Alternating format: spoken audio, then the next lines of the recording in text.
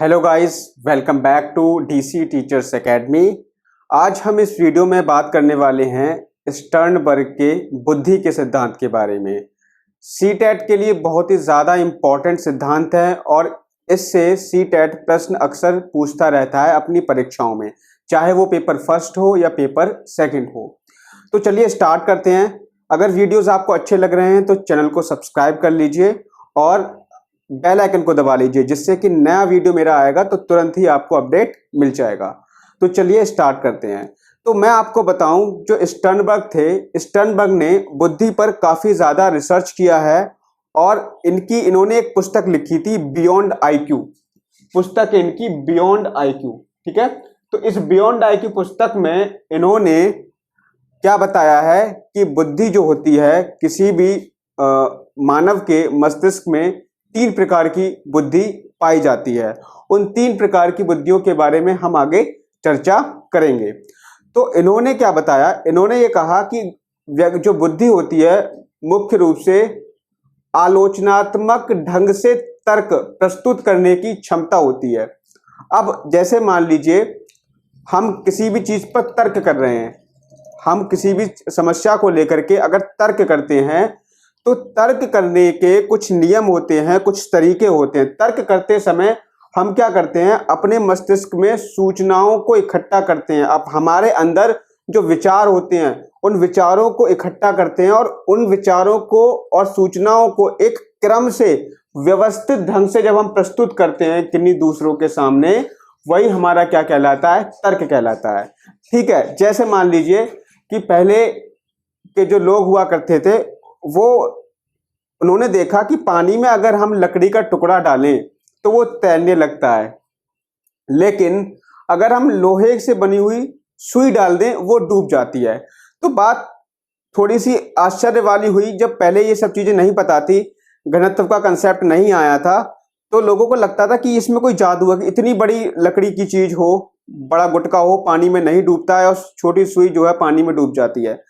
तो हुआ क्या, अब बात यहां पर आई, अगर हम यहां पे अपनी बुद्धि का यूज नहीं करते, बुद्धि का यूज करने का मतलब यह है कि अगर हम तर्क नहीं करते, ठीक है, अगर किसी ने तर्क नहीं किया होता, आर्किमिडीज ने तर्क नहीं किया होता कि ये जो है यहां पर ये ऐसे क्यों संभव है, ऐसा क्यों हुआ, ये तर्क नहीं करते हम, तो आज आर्किमिडीज अपना सिद्धांत नहीं दे पाते। और घनत्व जैसी क्या चीज होती है, भारी वस्तुएं जल में जो है तैरती रहती हैं, जबकि एक हल्की वस्तु लोहे की सुई होती है वो डूब जाती है। इस कंसेप्ट को हम कभी नहीं समझ पाते। तो बुद्धि है क्या, बुद्धि मुख्य रूप से तर्क करने की जो क्षमता होती है, ठीक है, वही हमारी बुद्धि है। ये किसने कहा था, स्टर्नबर्ग ने कहा था। समझ गए मेरी बात को आप। अब यहां पे कुछ देख लेते हैं। बुद्धि आलोचनात्मक ढंग से सोचने की प्रक्रिया है। आलोचनात्मक ढंग से मतलब, आलोचनात्मक ढंग से मतलब यह हुआ कि तर्क करके सोचने की प्रक्रिया, ठीक है, समझ रहे हो, तर्क करना, ठीक है, कि वायु में जो है हवाई जहाज उड़ने लगता है, हम क्यों नहीं उड़ने लगते भाई, हम क्यों नहीं उड़ते हैं, हवाई जहाज उड़ जाता है, इतना भारी होता है, हम तो उससे हल्के ही होते हैं, हम क्यों नहीं उड़ पाते। तो ये है क्या, ये तर्क करना ही तो हुआ, और तर्क वही करते हैं जिनमें क्या होती है, बुद्धि होती है। ठीक है, समझ गए मेरी बात को। तो ये चीज होगी, बुद्धि जो है आलोचनात्मक ढंग से सोचने की प्रक्रिया होती है। आगे बढ़ते हैं। तर्क करते समय सूचनाओं व विचारों की प्रोसेसिंग करके व्यवस्थित ढंग से प्रस्तुत करना। तो इन्होंने ये बताया था, स्टर्नबर्ग जो थे, उन्होंने कहा कि बुद्धि है क्या, बुद्धि जब हम तर्क करते हैं, तो जब हम तर्क करते हैं तो हम क्या करते हैं, हम सूचनाओं और विचारों को अपने माइंड में प्रोसेसिंग करते हैं, सूचनाओं विचारों की माइंड में प्रोसेसिंग करते हैं और उनको एक व्यवस्थित ढंग से जब हम दूसरे के सामने प्रस्तुत करते हैं, व्यवस्थित ढंग से दूसरे के सामने जब हम प्रस्तुत करते हैं, तो वही चीज हमारी क्या कहलाती है, आपकी बुद्धि कहलाती है। समझ गए इस चीज को। तो मुख्य रूप से जो हमारे स्टर्नबर्ग हैं, उन्होंने बुद्धि को क्या कहा है, आलोचनात्मक ढंग से सोचने की प्रक्रिया कहा है।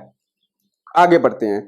अब बात यह आती है कि जो मानव होता है या कोई भी व्यक्ति होता है, वो सूचनाओं को प्रोसेसिंग कैसे करता है। भाई हमने अभी ये पढ़ लिया कि जो बुद्धि क्या है, सूचनाओं और विचारों को मस्तिष्क में प्रोसेसिंग करके उनको व्यवस्थित ढंग से प्रस्तुत करने की प्रक्रिया है। बट उन विचारों को आप प्रोसेसिंग करते कैसे हो अपने मस्तिष्क में, वो कैसे होता है, इसके बारे में भी स्टर्नबर्ग ने बताया है। चलिए देखते हैं। तो इन्होंने 5 चरण आपको बताए हैं कि कोई भी व्यक्ति सूचनाओं की प्रोसेसिंग अपने मस्तिष्क में करेगा तो उसके क्या होंगे, उसके 5 चरण होंगे। कौन कौन से हैं? पहला है कूट संकेतन। कूट संकेतन, कूट संकेतन को कहते हैं एनकोडिंग, ठीक है। फिर है अनुमानित निष्कर्ष, इसको हम कहते हैं इनफेरिंग, एनकोडिंग इनफेरिंग। फिर है व्यवस्था मतलब मैपिंग। फिर इसके बाद में आपका आ जाता है उपयोग, एप्लीकेशन। फिर है हमारी अनुक्रिया, रेस्पॉन्स। तो ये 5 तरीके हो गए।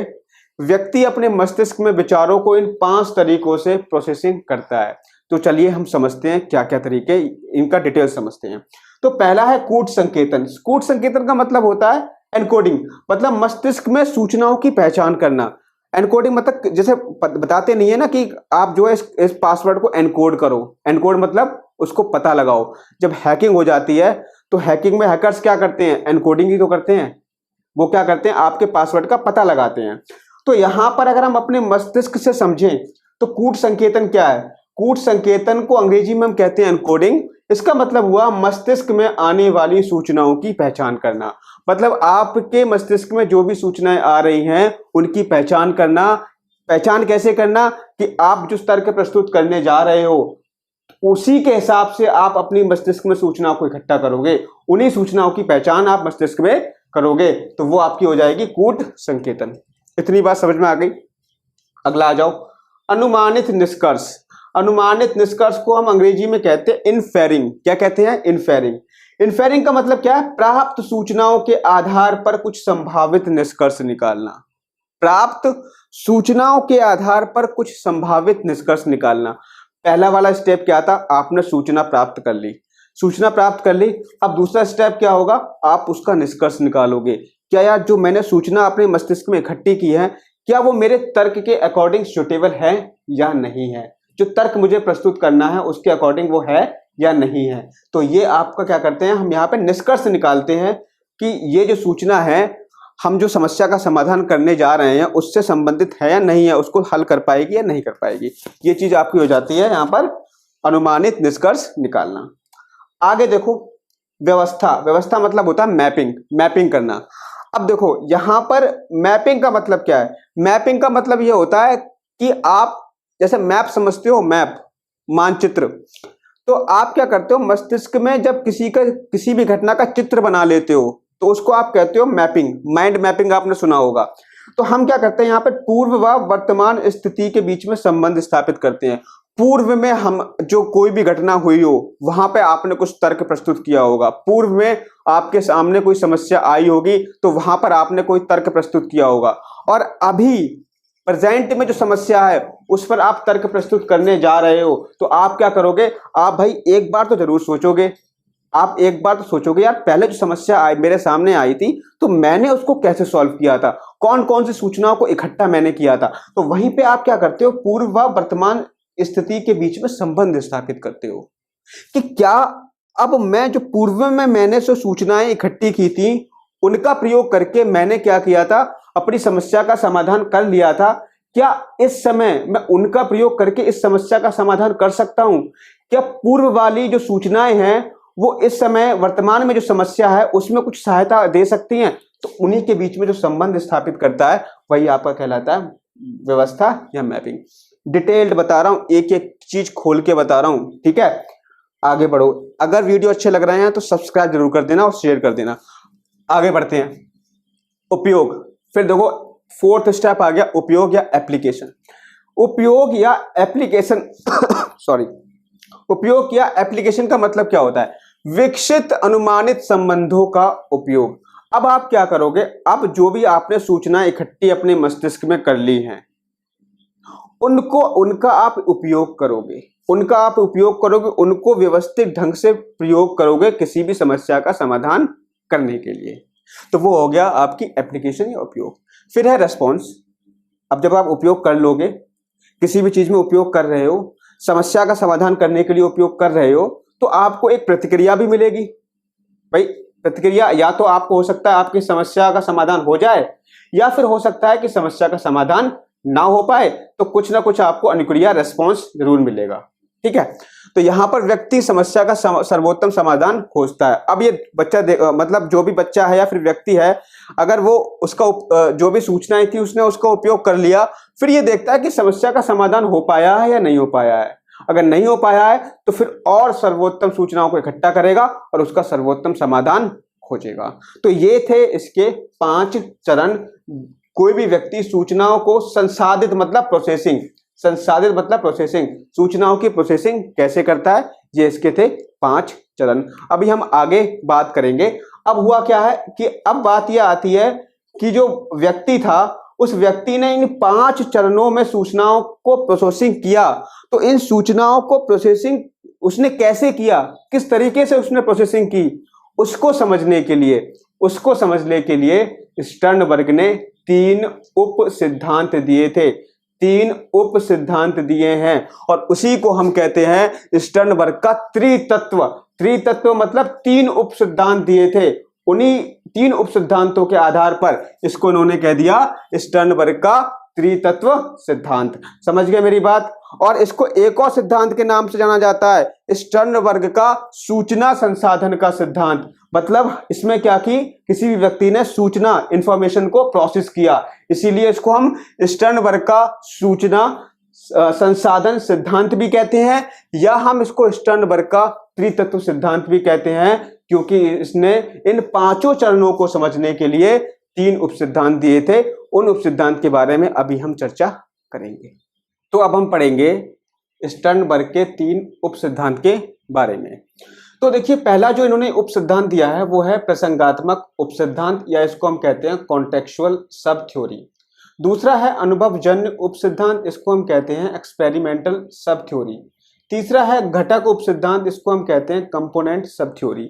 ये 3 इन्होंने थ्योरीज यानी उप सिद्धांत आपको दिए हैं। अब हम एक एक करके इन तीनों के बारे में चर्चा करेंगे। तो पहला है प्रसंगात्मक उप सिद्धांत। इसमें इन्होंने क्या बताया? इन्होंने ये बताया है कि व्यक्ति अपने वातावरण में खुद को समायोजित होने के लिए, वातावरण से खुद को समायोजित करने के लिए वो अपने आसपास जितने भी संसाधन उपलब्ध होते हैं, या उसके मस्तिष्क में जितनी सूचनाएं होती हैं, या उसके अंदर जितनी भी क्षमता होती है, उन सभी का उपयोग करके वो वातावरण से खुद को समायोजित कर लेता है। और इस प्रकार के जो मानसिक योग्यता होती है व्यक्ति के अंदर, उसको कहा गया है प्रासंगिक बुद्धि, प्रसंगात्मक बुद्धि। क्या कहा गया उसको? प्रसंगात्मक बुद्धि। ऐसी मानसिक योग्यता व्यक्ति के अंदर, ऐसी मानसिक योग्यता जिससे वो खुद को वातावरण के साथ समायोजित कर लेता है, उसको हम कहते हैं प्रसंगात्मक बुद्धि, या फिर इसको हम व्यवहारिक बुद्धि भी कहते हैं। ठीक है, तो ये चीज आपको समझ में आ गई। प्रसंगात्मक बुद्धि या व्यवहारिक बुद्धि बात एक ही होती है। अब यहां पर क्या होता है, यहां पर व्यक्ति क्या करता है, खुद को समायोजित करने के लिए जितनी भी संसाधन और सूचनाएं होती हैं सबको इकट्ठा करता है और वातावरण से खुद को समायोजित कर लेता है। ठीक है, इतनी बात समझ में आ गई।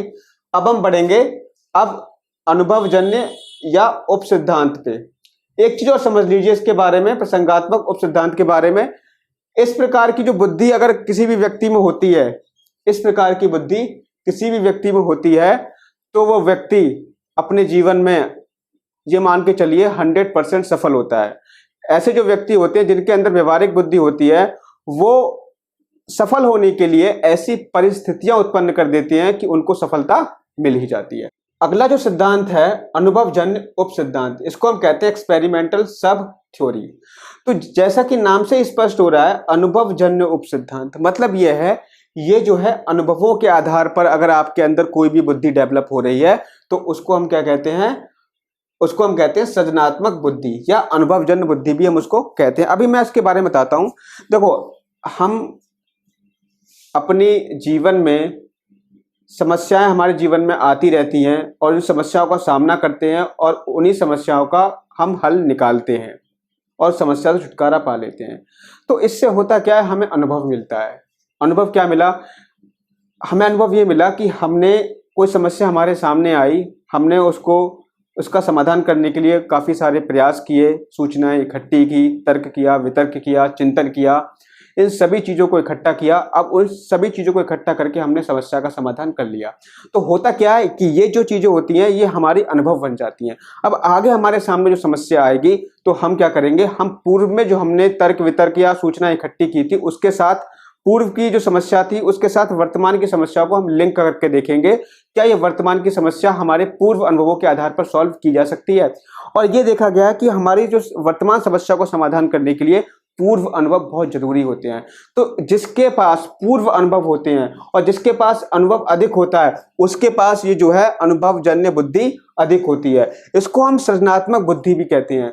ऐसे व्यक्तियों में ये अगर किसी व्यक्ति में सृजनात्मक बुद्धि ज्यादा होती है, किसी व्यक्ति में अनुभवजन्य बुद्धि ज्यादा होती है, तो वो व्यक्ति अपने जीवन में जो भी परिस्थिति उनके सामने आती है, जो भी समस्या उनके सामने आती है, तो उस समस्या के सामने ऐसी परिस्थिति उत्पन्न कर देते हैं कि वो समस्या का समाधान होने में उनको ज्यादा समय नहीं लगता। मतलब वो आसानी से अपनी समस्या का समाधान कर ले जाते हैं। जैसे आपने देखा होगा न्यूटन है, एडिशन है, ठीक है। तो इन्होंने क्या किया, इनके पास जो थी सृजनात्मक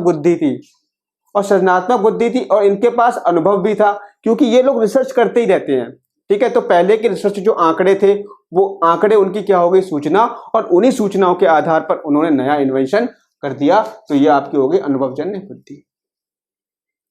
अब आ जाओ घटकीय उपसिद्धांत पर। घटक उपसिद्धांत तीसरा सिद्धांत है, घटक उपसिद्धांत। तो इसमें क्या है, इसमें व्यक्ति को विश्लेषणात्मक एवं आलोचनात्मक चिंतन करने में सहायता मिलती है। मतलब ऐसी बुद्धि जो व्यक्ति को विश्लेषणात्मक और आलोचनात्मक चिंतन करने में सहायता करे, वो आपकी क्या कहलाती है, घटकीय बुद्धि कहलाती है। क्या कहलाती है, घटकीय बुद्धि कहलाती है। इतनी बात समझ गए। या इसको हम विश्लेषणात्मक बुद्धि भी कहते हैं, विश्लेषणात्मक बुद्धि भी हम इसको कहते हैं, समझ गए। तो जितनी भी उच्च स्तर की समस्याएं होती हैं, उच्च स्तर की समस्याओं का हम विश्लेषण करके उनका क्या निकालते हैं, हल निकालते हैं। तो ये हमारी क्या हो जाएगी आपकी, तो ये हमारी हो जाएगी विश्लेषणात्मक बुद्धि। और इस बुद्धि में अमूर्त रूप से चिंतन करना भी शामिल होता है। तो मतलब ये हुआ कि अगर हम किन्हीं भी समस्याओं का विश्लेषण करके अगर उस समस्याओं का समाधान कर रहे हैं, तो वो हमारी वहां पर हमारी क्या होगी, घटकीय बुद्धि होगी, या उसको हम विश्लेषणात्मक बुद्धि भी कह देंगे। तो घटकीय बुद्धि को इन्होंने फर्दर 3 भागों में बांटा है, अभी मैं आपको बताऊं। तो स्टर्नबर्ग ने जो उसका तीसरा उपसिद्धांत था, घटक उपसिद्धांत को फिर से 3 भागों में बांट दिया था। तो इसमें जो पहला भाग था वो था मेटा घटक। पहला भाग क्या था, मेटा घटक था। और इसकी बात करें तो इसका दूसरा भाग था निष्पादन घटक, और तीसरा था ज्ञान संग्रहण घटक। तो 3 भागों में बांटा है, मेटा घटक, निष्पादन घटक और ज्ञान संग्रहण घटक। तो अभी हम बात कर लेते हैं कि मेटा घटक क्या होता है, मेटा कंपोनेंट क्या है। तो मेटा कंपोनेंट में इन्होंने क्या बताया, समस्या का समाधान करने के इन्होंने चरण बताए हैं। और ये जो है सीटेट के पॉइंट ऑफ व्यू से बहुत ज्यादा इंपॉर्टेंट है, और सीटेट में इससे प्रश्न पूछा गया है, कई बार 2-3 बार प्रश्न पूछा गया है। तो जो मेटा घटक है, मेटा घटक में स्टर्नबर्ग ने समस्या का समाधान करने के चरण बताए हैं। तो वो चरण कौन से हैं, 5 हैं। पहला है समस्या का चयन करना। सबसे पहले क्या करते हैं, हम समस्या का चयन करते हैं कि कौन सी समस्या हमारे सामने आ रही है। दूसरा है समस्या को परिभाषित करना, समस्या है क्या, इसके कौन कौन से घटक हैं, उसको हम परिभाषित करते हैं। मतलब समस्या को हम समझते हैं कि हमारी समस्या एक्चुअल में है क्या। तीसरा परिकल्पनाएं तैयार करना, हम हाइपोथेसिस तैयार करते हैं, परिकल्पना तैयार करते हैं। जो भी मस्तिष्क में सूचनाएं होती हैं उसके आधार पर हम ये मस्तिष्क में ही उस समस्या का आकलन करते हैं कि क्या ये समस्या इस परिकल्पना, मतलब जो हम सोच रहे हैं, जो हम सूचना इकट्ठी कर रहे हैं, उसके द्वारा समाधान हो पाएगी। जैसे मान लीजिए फॉर एग्जाम्पल मान लीजिए कि आपको क्या करना है, आपको कोई प्रश्न हल करना है, ठीक है। तो आपके मस्तिष्क में उसको हल करने से पहले ही आपके मस्तिष्क में एक हाइपोथेटिकल थिंकिंग आप डेवलप कर लेते हो कि यार ये प्रश्न जो होगा ये ऐसे होगा। समझ गए इस चीज को। जैसे मान लीजिए कि आपके सामने समस्या आ जाती है कि आपको जो है कोई भी वस्तु खरीदनी है, कोई भी वस्तु खरीदनी है, मान लीजिए कि आपको लैपटॉप खरीदना है, तो लैपटॉप खरीदने के लिए आपके मस्तिष्क में बहुत सारी थिंकिंग डेवलप होंगी। क्या क्या सोचोगे आप कि यार कौन सा लैपटॉप सही होगा, कि मैं अपने इकोनॉमिक पॉइंट ऑफ व्यू से भी देखूं कि यार इतने बजट में ये अच्छा लैपटॉप आ जाए, तो आप हाइपोथेटिकल थिंकिंग करने लगते हो। चौथा है जांच करना। चौथा क्या होता है? जांच करना। जब आप थिंकिंग आपकी हो जाएगी हाइपोथेटिकल थिंकिंग, यानी परिकल्पनाएं तैयार कर लोगे, फिर आप जांच करोगे उनकी, जो आपने सोचा है क्या वास्तव में सही है। समझ रहे हो? आपने जो मान लो आपने चुना कि मुझे जो है एचपी का लैपटॉप लेना है, अब आप जांचोगे क्या मुझे एचपी का लैपटॉप जो ले रहा हूं क्या वो सही है। आप दूसरों से पूछोगे या खुद ही आप गूगल पे सर्च करोगे, उसका रिव्यू देखोगे। तो ये चीज होगी जांच करना। तीसरा होता है मूल्यांकन करना। सॉरी, तीसरा नहीं, पांचवा लास्ट होता है मूल्यांकन करना। बाद में क्या करोगे आप? लास्ट में मूल्यांकन करोगे कि हाँ यार, जो मैंने जो समस्या का समाधान किया है, वो समस्या का जो है मतलब मैं उसको सही से कर पाया हूं या नहीं कर पाया हूं, वो समस्या का समाधान वास्तव में हुआ है या नहीं हुआ है। तो ये हो गया आपका मूल्यांकन करना। तो 5 स्टेप हो गए: समस्या का चयन करना, परिभाषित करना, परिकल्पना तैयार करना, जांच करना, मूल्यांकन करना। ये ऐसे ही ऑर्डर में आप याद कर लेना, ठीक है। 2 घटक और बचे हैं, निष्पादन घटक और ज्ञान संग्रहण घटक, वो मैं आपको बता दे रहा हूं। तो देखिए, बाकी जो 2 अन्य जो घटक हैं, जो मेटा उप सिद्धांत का, उसके 3 घटक स्टर्नबर्ग ने बताए थे। मेटा घटक के बारे में हमने बात कर ली। इसमें हम समस्या समाधान के चरणों के बारे में बात करते हैं, वो मैं आपको बता चुका हूं। फिर है निष्पादन घटक, फिर है ज्ञान संग्रहण घटक।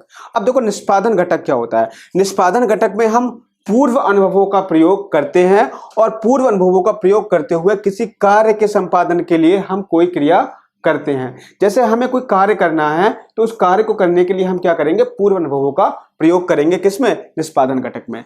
तीसरा है ज्ञान संग्रहण घटक। ज्ञान संग्रहण घटक में हम नई सूचनाओं की जानकारी प्राप्त करके उनको मस्तिष्क में इकट्ठा कर लेते हैं, फिर पूर्व तथ्यों व सूचनाओं को इनके साथ संयोजित कर लेते हैं। मतलब हम क्या कर रहे हैं? यहाँ पे ज्ञान इकट्ठा कर रहे हैं।